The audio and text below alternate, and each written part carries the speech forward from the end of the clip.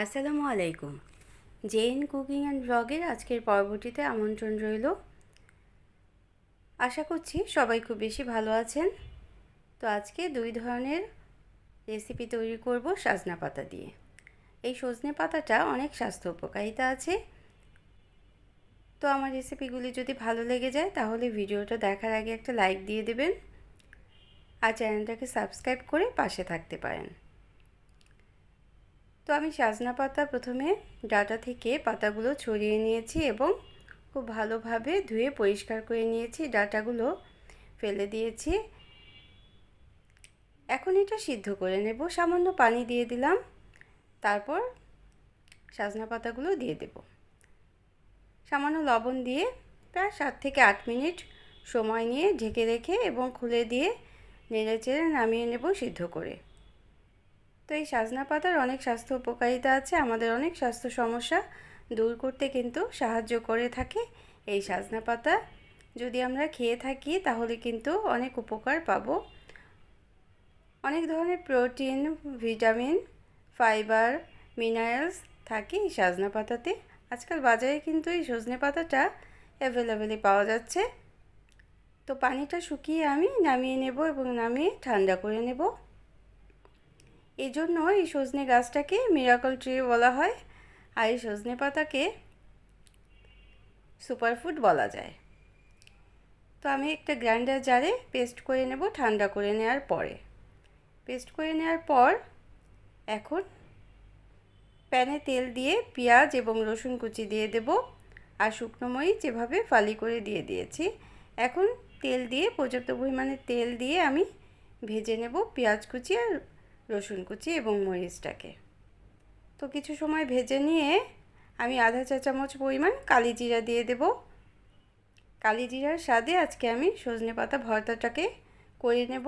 কালি জিরার পরিবর্তে আস্ত জিরে ফোড়নও দেওয়া যেতে পারে, সেটাও খুব ভালো লাগে খেতে। এবং সামান্য পরিমাণ হলুদ দিয়ে দিলাম এই সজনে পাতা ভর্তাটাকে আরও টেস্টি করার জন্য।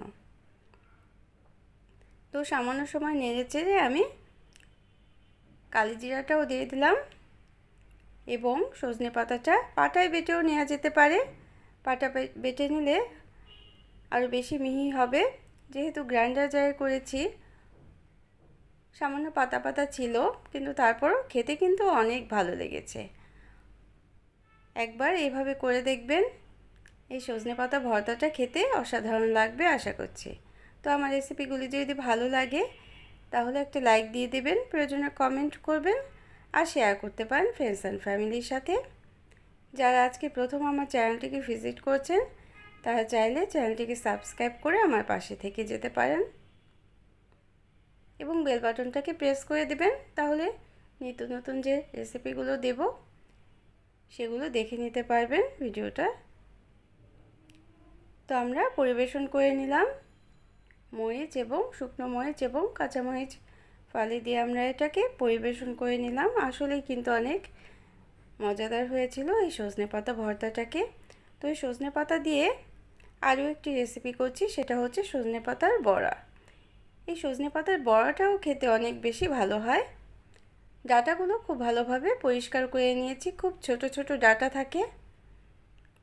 ডাঁটাগুলো পরিষ্কার করে নিলে বড়াটা খেতে কিন্তু অনেকই সুস্বাদু হয়।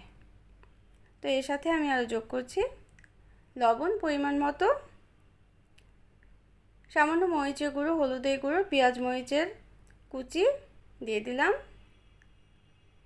এবং এটা বেসন দেব আর হচ্ছে চালের গুঁড়োও দেওয়া যেতে পারে। আমি আজকে কর্নফ্লাওয়ার দিয়েছি। তা আধা কাপ পরিমাণ কর্নফ্লাওয়ার এবং আধা কাপ পরিমাণ বেসন দিয়েছি, দিয়ে খুব ভালোভাবে মিশিয়ে নিতে হবে। মিশিয়ে নেওয়ার পর একটা ডিম দিয়ে দিয়েছি। বাইন্ডিংটা খুব ভালো হয় এই ডিম দেওয়ার জন্য। তো যদি প্রয়োজন হয় এই শুকনো উপকরণ চালের গুঁড়ো, কর্নফ্লাওয়ার বা বেসন আরও কিছু পরিমাণ দিতেও পারেন। তারপর হাতে মুঠি করে নিয়ে বড়ার আকারে আমি তেলে ভেজে নেব। তো যারা এতক্ষণ আমার সাথে ছিলেন তাদের জন্য রইল অসংখ্য ধন্যবাদ। সবাই অনেক বেশি ভালো থাকবেন, তো এই দুটো রেসিপি শুধু যে খেতে সুস্বাদু তাই নয়, অনেকই স্বাস্থ্য উপকারিতা আছে। যদি আমরা স্বাস্থ্যকর খাবার খেতে চাই তাহলে কিন্তু আমাদের মাঝে মাঝে সজনে পাতাটা খেতেই হবে, যেহেতু এটা সুপারফুড বা মিরাকল ট্রি। তো আমরা পরিবেশন করে নেব। এটা কিন্তু ভাতের সাথেও খাওয়া যেতে পারে, আবার বিকালে নাস্তায় এমনি এমনিও খাওয়া যেতে পারে এই সজনা পাতার বড়াটা। ভাতের সাথে বা খিচুড়ির সাথে খেতেও কিন্তু অনেকই ভালো লাগবে। তবে বেসনের পরিবর্তে ডাল বাটাও দেওয়া যেতে পারে। ডাল বাটা দিয়ে যদি তৈরি করেন তাহলে কিন্তু এই সজনা পাতা বড়াটা অনেক বেশি খেতে ভালো হয়। তো আমি তেলটা ছেঁকে তুলে নেব এবং পরিবেশন করে নেব।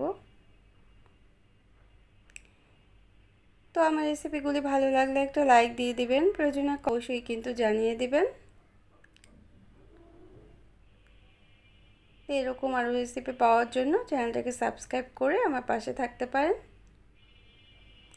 আর যারা অলরেডি আমার পাশে আছেন, সবসময় সাপোর্ট করছেন, তাদের জন্য রইল অসংখ্য অসংখ্য ধন্যবাদ।